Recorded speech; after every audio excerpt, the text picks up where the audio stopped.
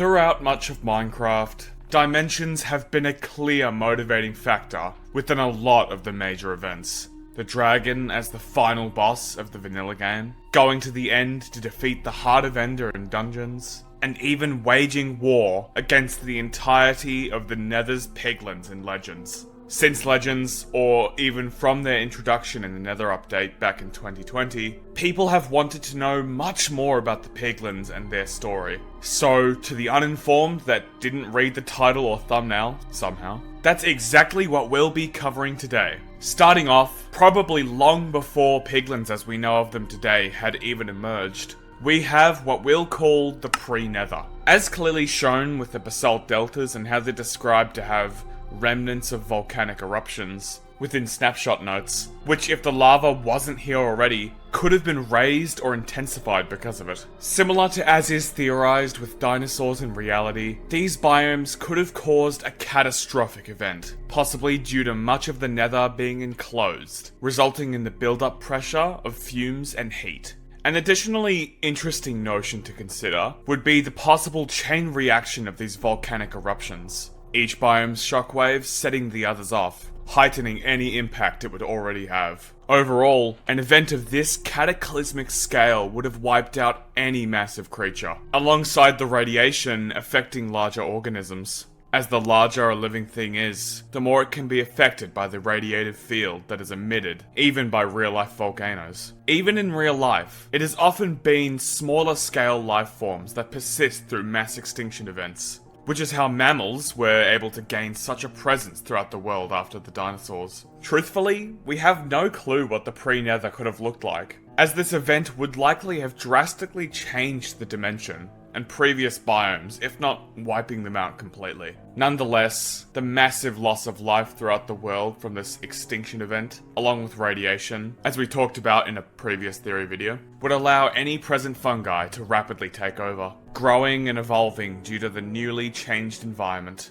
Without any larger creatures to include fungi in their diet, and the amount of organic matter to feed on, they would diversify and take hold of the Nether, turning into vast crimson forests. Massive colonies of these fungi would be able to root themselves so far deep into the earth, transforming whatever rock primarily made up the Nether's caverns into the more fungal-infused netherrack we are all familiar with. Just like what we see as possible through the Nether spreaders of Legends. Devices which convert the ground to netherrack, using a piston that pumps nether spores into both the ground and the air. Blackstone might have even been the main block which made up the Nether's rocky formations. Multiple factors contribute to this idea. The layered, almost slate-like patterns within the block, the fact that less affected fungal biomes, such as the basalt deltas and the soul sand valleys in dungeons, have blackstone all about, and the blobs of blackstone seen at lava level and below. Some fungi tend to prefer higher elevations to grow, which may add on to the previous fact. More interestingly though, with the soul sand valley in dungeons, when crimson fungi are present, the stone around it is netherrack, rather than the blackstone that's seen everywhere else, almost as though the fungus has treated the soils and converted it. The soul sand valleys still appear with fossils that would be from the Nether's volcanic extinction event. Other fossils can be found in other locations, such as the Nether wastes within cutscenes of Minecraft Legends. Piglins like those of the Horde of the Hunt, especially, would have harvested these giant fossils for decoration and structures, even being used for weaponry and wear, as can be seen with the bone cudgel, and even now with the singular bone running above the Piglin merchant. Their seemingly newfound fear of soul flames probably contributes to the amount of fossils which remain in the valleys, which can no longer be found elsewhere. A more major reason for this, however, is that Horde of the Hunt actually dwelled within the soul sand valleys. Many structures made from these fossils can be found all around, from fences and lampposts to devices such as buttons and gates. Many instances of these bone-crafted structures even contain the Piglin's snout symbols, such as this sign and locked gates that can be found here. The ruined nether portals from the Piglin's invasion upon the overworld can be found in this place as well. Just like the Horde of the Hunt's portals, they're framed with bone blocks. The blackstone structures dotted around the soul sand valley can often be found with gilded blackstone among them, which is only seen elsewhere in the bastion remnants of Vanilla, a Piglin-made structure. The chiseled blackstone here also features a skull, Not a standard skeleton skull, mind you. Instead, it appears much more like the skulls the Horde of the Hunt propped up throughout their bases, as well as the larger ones which sit atop their portals, and the Piglin siege works of legends. As time passes after the volcanic extinction event, and the fungi begins to take over, the harsher environments of the dimension begin to settle and become less toxic and dangerous, as much as you can with the Nether. With that, the Piglins began to evolve, the common ancestor to Piglins and Hoglins splitting off into the two, with their species becoming dependent on the spores in the air that now coat the Nether's entire atmosphere, zombifying without said spores in their system. The Piglins would establish their societies, with the still harsh living conditions molding their way of life to match it in its aggressiveness. It's a harsh world. Such a tough environment would breed a need for strength from those that live in it. At an unknown period, forces from the End make their way into the Nether, for unknown reasons, distorting reality within the Crimson Forests, making use of the Eyes of Ender. The Nylium and Nether ward of the region would match the power of the Eyes. The fungi would become far more alien and End-like, something we've discussed in our Creaking Theory and Fallen Heroes Theory. As stated in the game design book, the final goal of the Enderman is to collapse all dimensions, by displacing blocks that are key to the world's existence. Using the Eyes of Ender, however, would prove to be a far more efficient and aggressive tactic. This immense power would be capable of warping the most dominant systems within this dimension. The Orb of Dominance, the form the Heart of Ender takes outside of the End, would have been alongside these forces as well, creating the small purple fungi seen in both the warped forests of dungeons and the cinematics of legends. However, there are far less of these corrupted fungi than there are of the warped fungi, which are plentiful enough to make up entire forests worth of land. It's as though this process has been halted, yet there'd be no reason for the orb to simply stop. The Endermen, in their efforts to claim the Nether for themselves, had garnered the attention of the Piglins. Likely, they had intervened, fighting them back to protect their lands. Or, more likely, to claim power from them. And it would seem that they had accomplished that. The Orb of Dominance, the Heart of Ender, was stolen from the Enderman by a Piglin hailing from the Horde of the Spore. A group of opportunistic Piglins, which dwelled in parts of the warped forest they had conquered for themselves. Power is everything in Piglin society. Acting ruthless and cruel keeps the other Piglins from rising against you. But as simple-minded as Piglins may be in this goal meant to keep them alive, the Seer was smarter. They had ambition. Instead of using their power to simply rule over the Nether, they became the right hand of the Great Hog, the advisor of this superior Piglin, plotting and scheming for him, pointing him in the direction they required. While the Great Hog would take center stage, the Seer would really be in charge. Together, they'd unite the Piglins of the Nether with the promise of untold treasure and conquest, unlike anything they've ever attempted. The Piglins, with this new knowledge of other dimensions, find the overworld, either through chance or through watching the Endermen arrive from who knows where. They create portals, likely by using the Orb of Dominance, being that there would be no water to create obsidian with. Their society, in its ignorance and aggression, had been draining their world of its resources. Netherite is a very notable example. It's never found as an ore, just a series of compressed plates of metal embedded in the ground. Pure netherite is gone. The Piglins mined it all out. All that we can do is scrap what we can from ancient debris. Likely remnants of the giant machines found scattered across the Nether, such as these decommissioned netherite drills, splaying across the wastes. Their greed led to them wanting more, along with a new, more open world to conquer as their own. They began placing structures to plant the nether fungi in the ground, speeding up the natural process that took so long to form the nether they know, so that they could breathe in this new world. The armies that arrived were of three major factions. The Piglins that roamed throughout the lands, making bony structures in the Soul Sand valleys, would be the Horde of the Hunt. As their name suggests, they live for the thrill and glory of their namesake, moving swiftly and efficiently in large swarms. The Horde of the Spore would reside in select areas of the warped forest that Endermen don't have as much of a concentrated presence in, as seen with the lack of regular warped fungi and a completely different sky fog colour, a cyan seen in both legends and dungeons. The Minecraft Dungeons level description mentioning that the Endermen lurk in the shadows, unlike what we see in the Warped Forest proper, with the biome filled with such beings. This horde is chaotic and noxious, using a mixture of fungal explosives and high-rise platforms to their advantage. Then there's Horde of the Bastion. They stand as the most defensive and militaristic group of the three hordes, using layers of walls and moats of lava to protect their bases. After their initial outposts in the overworld are destroyed, the Great Hog, clearly venting frustrations out on the other generals, calls to the seer for assistance, who has already prepared for such a situation. They heave and wheeze as they slowly make their way down the walkway, lit by hundreds of hanging lanterns. The Unbreakable and Devourer, two generals who possess immense levels of pride and arrogance alone, still move aside with respect, contextualizing the power the seer has. Since, as is in Piglin society, power equals status. By the way, something that's really thrown me off about these characters is the insane level of depth they went with the voice actors. The person who voices the lava launcher and seer is Christina V, the voice of the main protagonist of Miraculous Ladybug and Verosica Mayday from Hell of a Boss. Doing a bit of freelance for one of the infinitely more successful companies in the building.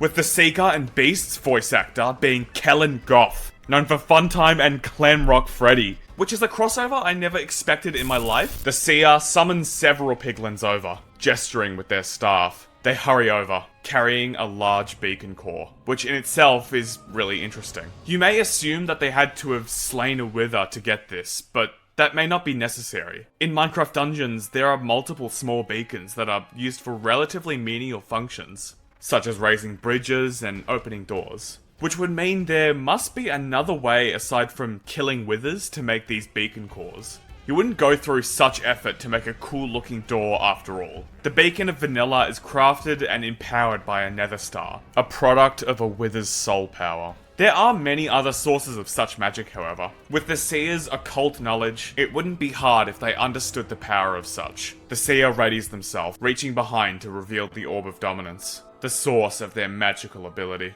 They use this force to corrupt the beacon core, screaming as they use it, as if in pain. Something which we explain more in depth in the Fallen Heroes theory. It's a concept which clearly indicates the dynamic between the seer and the orb. The seer's movements and methods seem to force the orb to act as they need. The Piglins take this corrupted core to a larger base the Piglins had been constructing since their initial arrival, placing it above the portal where it can activate, with power infused with potent end magic, directly from a fragment of Ender. It bursts with energy.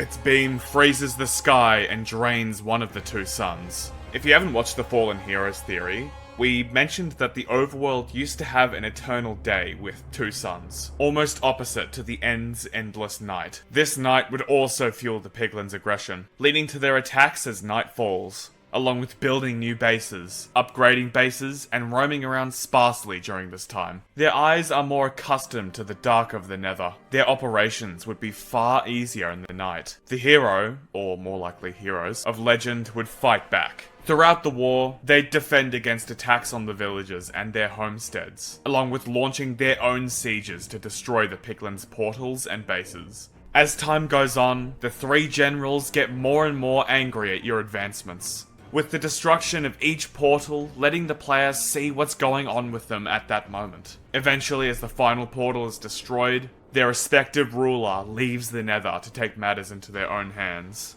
The Unbreakable testing their arm cannon before marching out, the Devourer frantically climbing across their grove. Then there's the Beast, who has to be yelled at to actually do something, running around the overworld and attacking villages, instead of staying in one place like their fellow generals. One by one, these three Piglins, one who just wanted to hunt more than anything, one that was too complacent and too slothful to do anything until the very end, and another that climbed to their status of power through the metaphorical and literal flames of the Nether, all fell to this hero. With the three generals defeated, the Great Hog is made fully aware of their failure. In a bout of rage, he uses one of his spears as a golf club on the Piglins that informed him.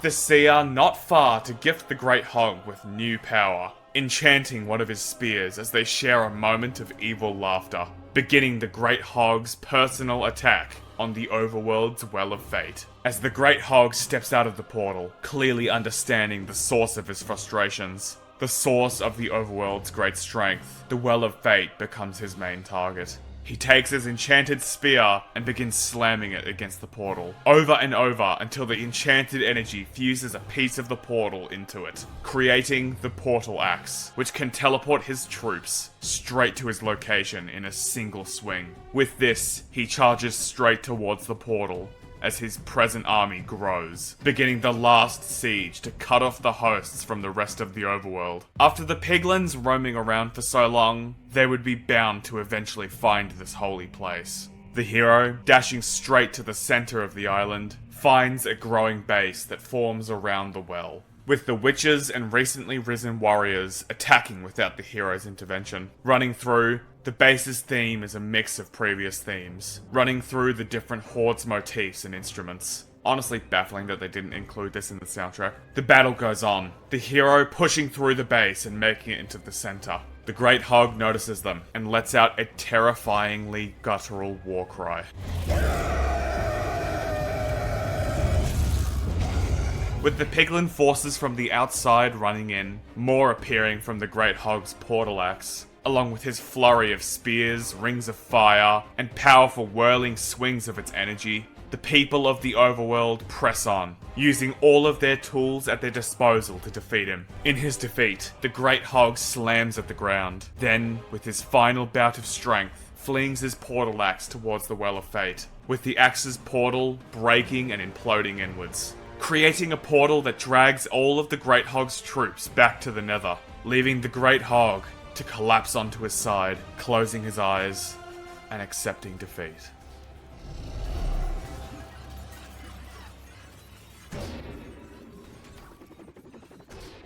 After that, the Piglins that were teleported back into the Nether probably reported back to the only leader left, the Seer.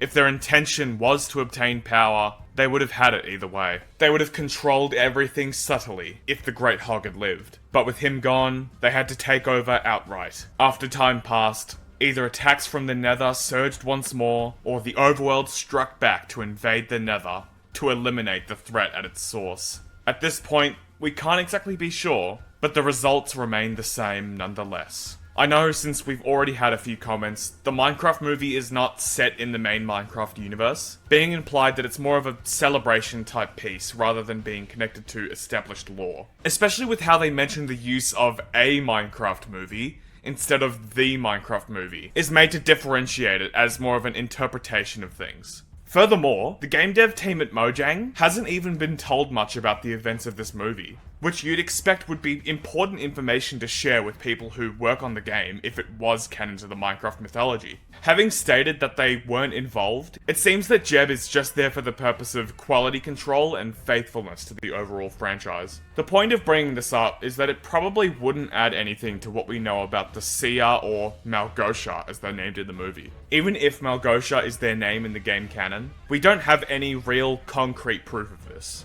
Either way, whether being prompted by the Seer's advancements or otherwise, the heroes of Legends would invade the Nether themselves, to prevent them from attacking further, seen in the Nether wastes of Minecraft dungeons and through the Nether fortresses. These heroes began building within their settlements, pushing the Piglins back and keeping them at bay for as long as they needed. Over time, as the overworld continued on, the residents of the Nether were locked into a permanent war with the heroes. These attackers continuing after death as wither skeletons, standing guard upon their own fortresses at all times. Yet, these heroes had more up their sleeves. With the powers they had acquired throughout the untold era of Legends, and that which they would encounter in the Nether, they would be able to harness a great power constructed with a terrible death magic. An amalgamation of destructive force, the Wither. This skeletal golem of sorts would lay waste to their enemies, tearing apart many Piglin settlements,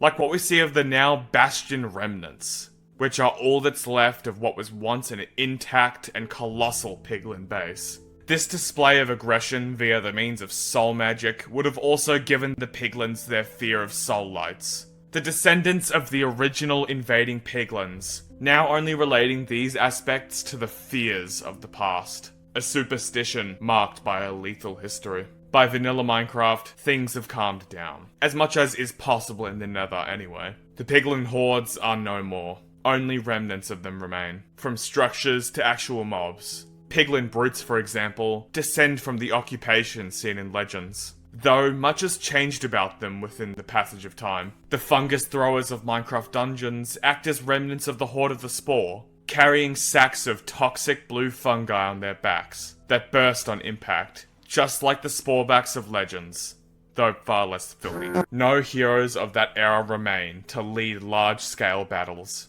The Wither Skeletons are directionless and mindless in their intentions.